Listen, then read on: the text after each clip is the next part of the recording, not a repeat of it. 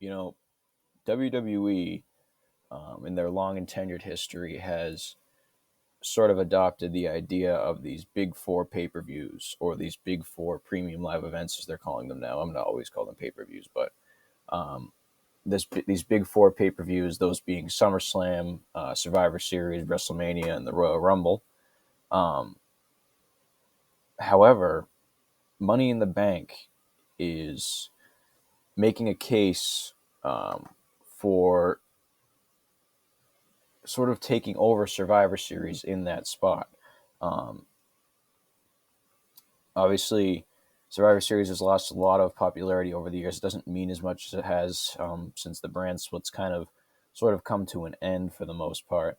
And tonight, or rather last night, July 2nd, 2022, they made a case for that with this Money in the Bank show, which was arguably, in my opinion, the best premium live event that they have produced up to this point this year. And we're going to get into that. I'm going to give you all my grades from the show. I'm going to give you my total grade, some analysis, and looking forward for WWE. Before I get into it, though, I want to introduce myself. I am the option, the bar, and the opportunity. Ben is my name. This is my first ever podcast on the YouTube platform. Or I do have a little bit of experience in the past, but nothing serious like this. But I'm really trying to get into it here. If you think I did a good job, or if you have any suggestions, just bear with me with the sort of bad quality and stuff. We're going to start from the bottom here, but drop a like, obviously, subscribe, and all that good stuff. I do want to accredit my sort of inspiration for this to Solid Monster Sounds Off. Um, he is someone that really has inspired me to get into reviewing wrestling, whether it's WWE, AEW. I even want to look at some UFC type things, maybe even some NFL stuff as well. I'm a Jaguars fan. Yeah, I know, unfortunately, but really all different kinds of things on here. So I want to accredit my motivation and to really get into the broadcasting and the journalism of this to Solid Monster Sounds Off, and you can listen to him on YouTube as well, or on Spotify, Apple Podcast, Spreaker. He doesn't need my shout out. He's huge now. But if you're hearing the Solid Monster, thank you for that, for getting me into this. But anyways, without further ado, let's get into this show, which, as I mentioned, I enjoyed thoroughly. It was very, very good show. And without further ado, let's start off with the kickoff show. Now, in the past, especially during the COVID era, it was very common that there was 1 to 2 kickoff matches on the kickoff show. But they might not even, maybe during WrestleMania. But for the most part, WWE has not had a kickoff match um, on their pre-show this year, which I sort of do like. They've been doing smaller cards, 5 to 6 matches on a card, on a match card. So um, it's kind of better that they keep it all to the main card. Everyone sees it, and it's not like anything on the kickoff match even means anything. Anyways, they usually just do a rematch of it on TV later that week. Anyways, so um, or the opposite side, they'll give away a good match on the kickoff show that should be on the main card, whether it's an IC title match or a US title match. So no kickoff match on the kickoff show, which was good because I actually ended up missing most of the kickoff show because I had something else going on. Um, so there was nothing with that. However, the show kicked off from the MGM Grand Arena. Obviously, it was originally supposed to be in Allegiant Stadium. Um, this crowd tonight was very subdued at times, which is surprising for Vegas, usually a good city for any kind of sports entertainment or combat sports. Speaking of combat sports, UFC 276 was also there in Vegas tonight, kind of poor planning by WWE there, or whoever went there second, I guess. But typically UFC holds down Vegas for the most part. So WWE forced to move to the MGM Grand Arena, which I believe holds almost about 17,000, maybe about 15,000 with the whole ring and everything set up. Um, so that's not too bad for a pay per view crowd. It's a little bit bigger than WrestleMania Backlash was. Probably pretty similar to Hell in a Cell. Um, but with that being said, it was a pretty subdued crowd, at least for Vegas. Um, there were some spots where they were a little bit more there, but for the most part, it wasn't a great crowd tonight, and we've definitely seen better ones. And for how good the show was, I was hoping the crowd would be a little bit better, but can't do too much about that. And of course, WWE would love to pipe in their crowd sounds anyways, so it doesn't really matter in these days. Um, the show kicked off with the women's Money in the Bank ladder match.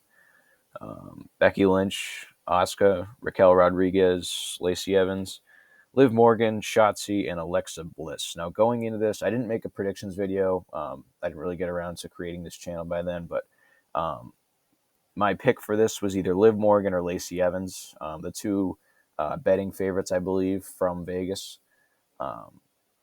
Yeah, but I can confirm that it was Liv Morgan was the favorite going into it with Lacey Evans as the second. So kind of not creative picks I was making, but pretty obvious. I mean, now in this match, one thing I did notice was that Shotzi, who was probably the least likely to win this thing, the crowd was behind her. The crowd was really behind Shotzi in this match. As she climbed the ladder, that was probably the biggest pops of it, minus Liv, that we heard in the night, and that's cool to see, considering sort of how she has lost popularity since coming from the NXT brand. I really think she should be a babyface. So maybe that this is WWE's way of seeing that. But that was one thing I did notice from the match. As ladder matches go, this match was a little, I don't want to use the word subdued again, but that's really what it was. It was kind of paint by the numbers stuff, and just really basic ladder match, trash garbage match things we see. There was a cool spot. I believe, I'm trying to think. There was a cool power bomb spot athletic. I'm blanking on who it was, but I thought the action in this and the violence ladder match wise wasn't great. The big spot of the match, I think they probably considered, was Becky's sort of leg drop down onto Asuka outside on the ladder, but even that didn't look too great. So no like real memorable spots from this match. But what was really important coming out of this one was the winner, who was Liv Morgan.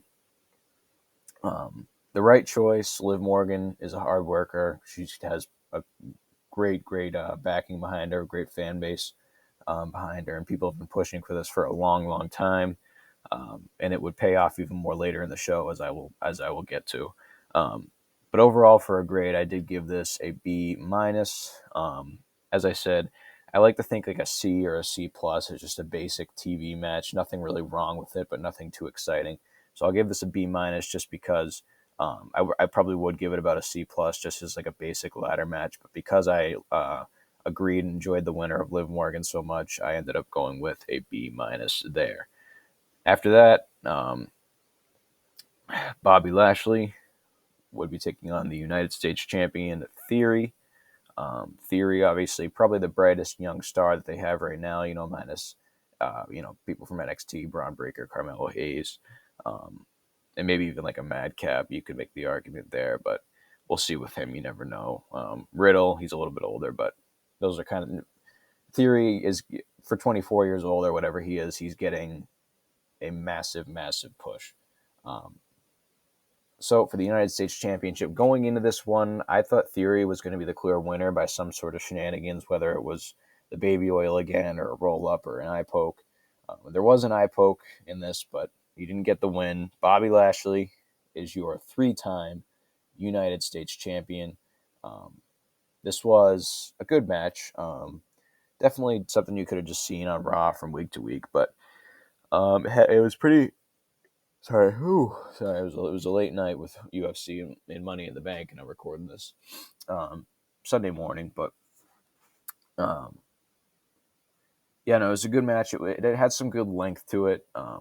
I thought that Lashley being in control the whole time was probably what should have happened, with Theory getting in just a little bit of offense. It keeps Lashley strong as sort of this dominator that he's been, the almighty Bobby Lashley and everything. But a surprising finish here. This might have been, minus the cash that I'll talk about later. This might have been the surprise of the night, was Lashley's win here. You got to, and it made sense later why that happened, and especially not only with um, what happened later, but as well with the John Cena stuff. Cena's not challenging for the United States Championship, so having Theory hold it going into SummerSlam might have sort of just been pointless. Theory doesn't lose anything from this. Lashley is a beast. Losing to Lashley is definitely not something that I don't want anyone to say Theory's buried or anything. And um, again, you can't really say that after what happened later in the show. So at first, I was kind of surprised by the win, but it all made sense later. Good for Bobby Lashley. I love Lashley, but obviously he's not on that main event level where he's going to go and beat a Roman Reigns or a Brock Lesnar. So I'm happy that he has a title on him. And right now, the mid card is making a bit of a comeback. Gunther is the IC champion over on SmackDown, and Lashley is the United States champion on Raw. So I see a lot of people already, fantasy booking. Hey, think about Survivor Series, Lashley and Gunther. That would be a crazy match, and it would be a crazy match. However, that's in November. It's July, so that's 4 months away. I could see Gunther maybe holding on to the title until then, but Lashley, I'm not so sure. We'll definitely have to see, and we'll definitely have to wait and see. But a surprising win. I'm happy for Lashley. I have no problem with it. I gave it a B because it had some good action in it. Nothing over the top to get it to that B plus level, but definitely better than like a regular TV match. And the surprising win was a nice little touch as well. After that, we were into our first women's world title defense of the night. Carmella replacing the injured Rhea Ripley, who has a concussion currently, who I believe will ultimately take the title off Bianca. But Carmella, as much as people complain, Carmella is a good piece to just sort of plug in there. They did it last year with Money in the Bank. I'm pretty sure that last year it was the same exact situation, but with Bayley. Bayley got an injury right before Money in the Bank, right before the SmackDown Women's Championship match with Bianca Belair. And they plugged in Carmella in there. And, Carmella is no Bret Hart, but but she can get out there and she can put on a good match. This was probably, with that being said, though, this was probably the weakest match of the night. It was short, but it was sweet. It was to the point. It was everything it needed to be. Bianca picks up the win. This one definitely just a TV match, but it was put during the right spot of the night, right in the mid card after two exciting matches. Bianca remains strong, and I think hopefully Rhea can make it back for SummerSlam, and if not SummerSlam, then the Clash at the Castle pay-per-view to go ahead and take that title off of Bianca. I'm not saying rush the title off Bianca, but her and Rhea are probably the two biggest young female stars on this roster, so I'd like to see how Rhea's title reign can be, especially after she had sort of a lackluster one as a babyface last year. But I gave it a C+. This was my lowest grade of the night, which, is actually pretty good, considering, with this C+ being the lowest grade of the night, that's pretty uncommon for me. So C+ there, nothing wrong with it, but nothing that puts it over the top into that B range. Next up, we had a match that many people probably going into tonight weren't even thinking much about. This wasn't even advertised in like the Big Four match. I have the WWE emails on my email, and when they sent out the little Peacock newsletter about tonight's show, this wasn't even in the four matches advertised. They had the two women's title matches, the women's ladder match, and the men's ladder match. They didn't even have this there, and this was sort of an afterthought. But if you go back to, I can't remember if it was SmackDown or Raw. I believe it was SmackDown, the Go Home show on Friday night, where they had the Ask Them Anything segment. They teased the Street Profits breakup, so I thought that was maybe coming here. It didn't, but it really helped build this match well and got me excited for it. A match that I, frankly, was guilty of even forgetting about just a few days out from the show. So the Street Profits and Usos, we've seen it a million times, but this may have been their best match that they've ever had. It was, minus the ladder matches. I don't know what the timing was, but this was the longest non-ladder match of the night. It just kept going on, and kick out at two, and kick out at two. And the crowd was into this more than either of the ladder matches, which is huge for these two tag teams. The Usos are always great. They're on a roll. We the ones, we the bloodline. Let's get it, Us. Um, the Street Profits, though, they make a case here to show how good they are. Um, is that breakup coming? I don't know. That makes me worried for Angelo Dawkins, but even Dawkins had a great showing tonight. There's a good meme going around to him with his surprised face on. I'm sure that'll age well, but um, is this breakup coming for the Street Profits? Obviously, the Usos retain here. I gave this an A minus. Again, there was some huge spots here. I love the kickouts. I'm kind of a kickout junkie, kick out at two junkie, just because it gets that cheap hot reaction out of the crowd. Um, and there were a few close near falls here that really had me. I thought even it got me a few times with the Street Profits on a couple of their near falls, and I really thought the titles might have been changing hands here, but the Usos retain. At this point, we'll probably see a rematch with these two teams. Maybe the Street Profits breakup comes in that rematch. Um, but I mean, this was an A minus. It was long, but it was very good, action filled. But where did the Usos even go from here? Um, what tag team is strong enough to even challenge at this point? The New Day is doing things with, the new vicious Viking Raiders. Um, you got like the Brawling Brutes, but they don't even get on television every week. And I'm trying to think. I mean, RK Bro is done for a while. It's just the Alpha Academy is negated to the final hour of Raw, in a feud that they don't even. It's just like this company needs to work on building some tag teams up. Um, Maybe you bring the Creed brothers up to the main roster, maybe a little earlier than they probably should be, or um, the grizzled young veterans, they're just waiting down on NXT, which they shouldn't be down there. Bring them up. Um, Bring some NXT teams up or build some teams. They got to do something because right now, nobody can believably take those titles off the Usos. But with that being said, moving into the next match, so A minus for that tag match. But moving into the next one, we had our second women's world title defense of the night. Um, it was Natalya versus Ronda Rousey for the SmackDown Women's Championship. Um, this one, similar to Bianca Belair and Carmella, the finish was never in doubt. Um, I have not liked Ronda Rousey's title reign.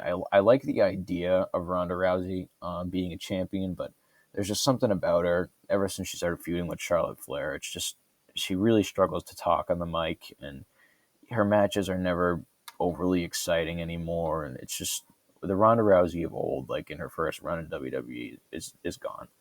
Um, However, this was a good match. Natalya really surprised me here. She doesn't always put on the best matches as of late.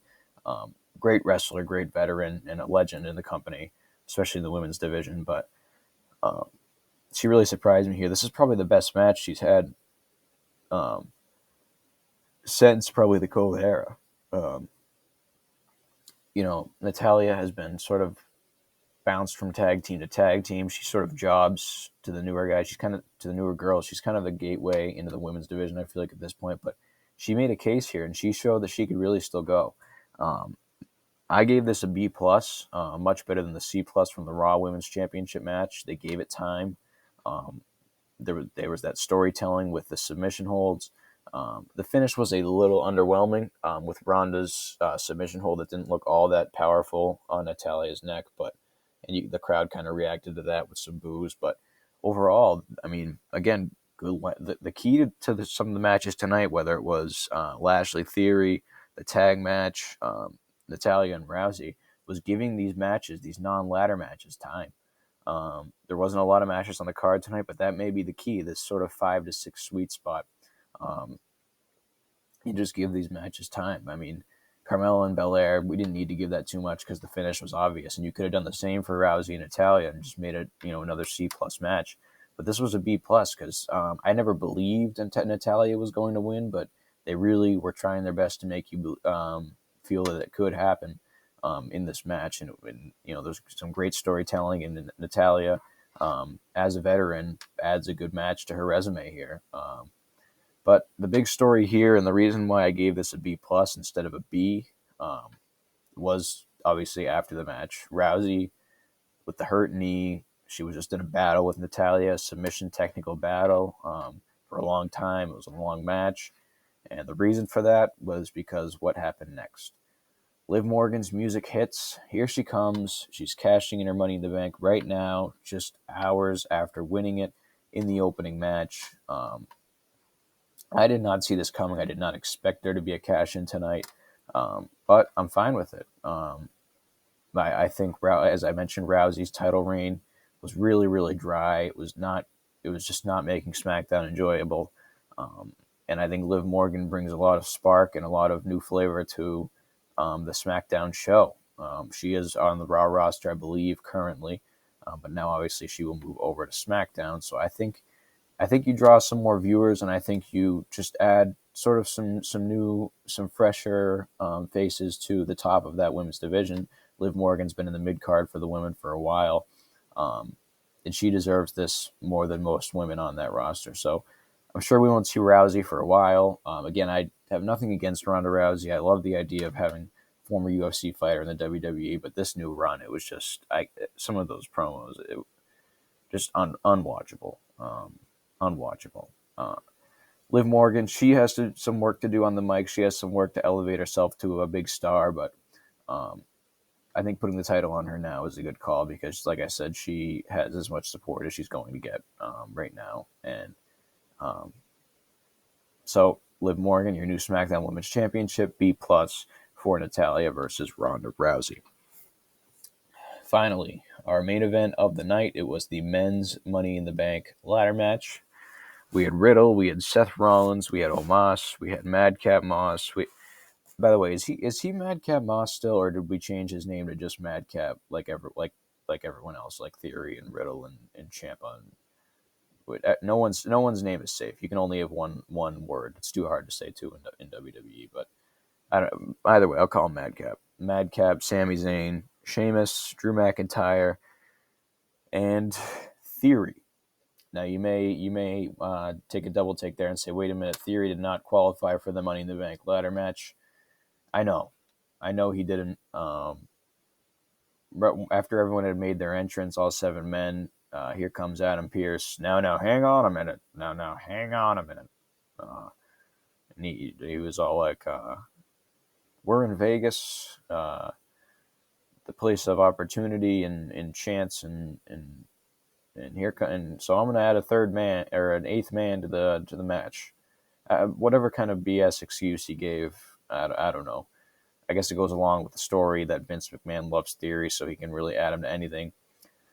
I thought he said he's going to add an 8th man. I thought we were about to see either John Cena, Brock Lesnar, Elrod, for all I care, or even someone like a Logan Paul. Logan Paul actually was probably the most likely there, but out came Theory. Okay, fine. I don't mind Theory. He just lost his title. Goes along with the Vince storyline. He's not going to win anyways, right? It's just a show that Vince is, he's Vince's golden boy. He's going to add him to anything. He gets everything handed to him. That's the story being told here. He's not going to win. The guy won. Theory won the Money in the Bank ladder match. He did not even qualify. This is sort of frustrating because it's like I watched however many qualifying matches, 4 or 5 qualifying matches for this, 4 or 5 qualifying matches. And in the end, someone that didn't even qualify wins the whole thing. Now, I love Theory as a winner, but just take the Theory Lashley match off the card and have Theory qualify. It just feels like we waste our time watching these weekly television shows, Raw and SmackDown, if they're just going to do this. Again, I think Theory is a great choice. Probably one of the best choices they could have made. I had Seth Rollins winning, just to sort of repeat that WrestleMania 31 storyline, or Sammy. I had Sammy or Seth. Sammy, obviously, the honorary Oos. That could have been a fun story, but just have him qualify. Just so it doesn't feel like we're wasting our time watching these shows from week to week and all these qualifying matches, because in the end, it didn't matter. But that aside, this match was good. It was better than the women's. Typically, I actually enjoy the women's one better the past couple of years. Minus that 2020 year where they had that weird Titan Towers one where they were together. We're not going to talk about 2020 in WWE, but I did like this one slightly better than the women's. I gave it a B plus because I don't mind the Theory win, despite him being inserted last minute. There were a lot of cool spots in this match. Sheamus and Drew were brawling with each other. Omos obviously was.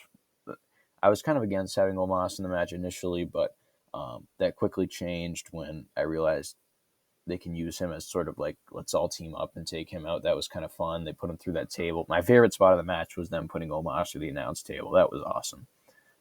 That guy is just a giant, literally and in the nickname with WWE. But they launched him into this table. This was one of the best table bumps I've ever seen. In the table just, if you haven't seen it yet, look it up. This table just crumbled underneath Omos. It was awesome.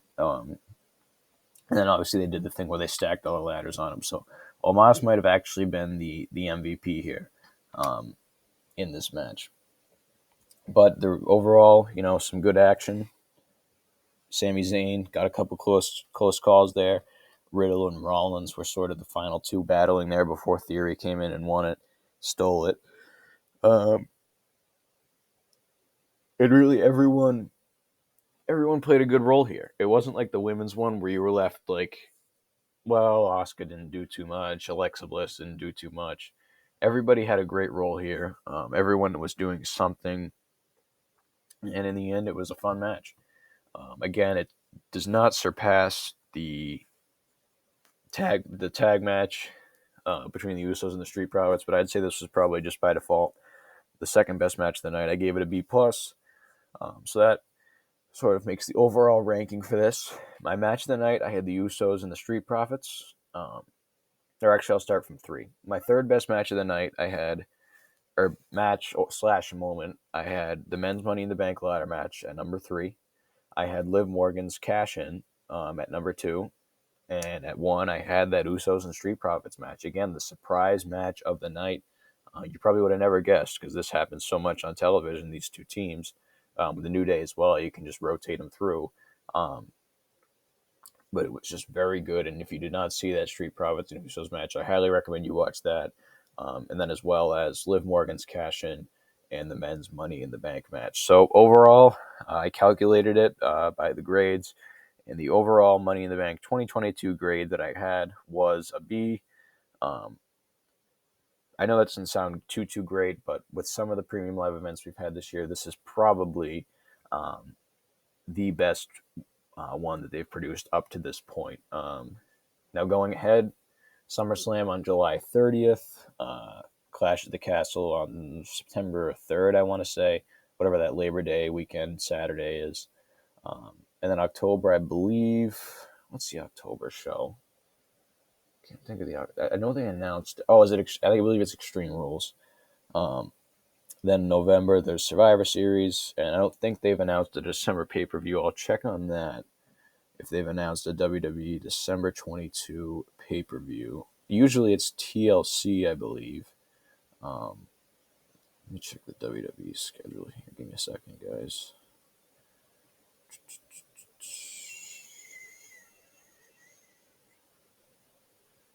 But I don't think. It looks like they have not announced a pay-per-view yet for December. Let me check on that. Yeah, they have not announced one yet. It looks like October is either Extreme Rules or Crown Jewel. But that's looking way too far ahead. SummerSlam is in about 3 weeks, or 4 weeks rather. It's at the end of July. Pretty much, yeah, very end of July. So it's pretty much their August pay-per-view, if you want to put it that way. But typically SummerSlam is in late August. I do like the late July decision instead. But looking ahead for WWE, they go into sort of a quiet time. It's sort of a quiet time all around in wrestling. AEW doesn't have any big shows coming up until obviously All Out. Or they got a Battle of the Belts show in August, but those usually aren't too huge. So it's sort of a quiet time in wrestling now. But that's also when you can really build these storylines, really have some sort of diamond in the rough matches. And there really is some good women's champions moving ahead in WWE. Liv Morgan and Bianca Belair. So some bright stars being built tonight, which you love to see. Nobody can complain that WWE is resorting to old names, because Liv Morgan gets a big push tonight. Theory gets a big push tonight. Lashley is your new United States champion. I know he's not young, but it's a change. And again, Money in the Bank makes a case for sort of rolling into that slot, kicking out Survivor Series, and becoming the next Big Four pay-per-view. I mean, they had a stadium booked for it initially, so they do see some potential in this show, but I'm going to stop rambling on. That's all the time we have for now. So I give Money in the Bank 2022 a B. Match of the night being the Usos and the Street Profits. Also, make sure you check out Liv Morgan's cash-in, as well as the men's Money in the Bank ladder match. That is all the time we have for now. Again, thank you guys so much for listening to my first ever podcast. If you liked it, drop a like, subscribe to my channel, turn on those post notifications. I'm going to try to start posting more and more. And if you have any suggestions for me on, podcasting or anything like that, sort of help me, leave a comment down below. Or if you have anything you want to see for a video, also leave that down below. Money in the Bank, a great show tonight. They had to compete with UFC 276, which kind of stunk, but hopefully if you didn't see it because you were watching UFC or doing something else, I would go back and watch this. It is worth your time, and it was really a great premium live event. So with that being said, that is all the time we have for now. I have been the option, the bar, and the opportunity, Ben, and I will see you guys next time. I'm out.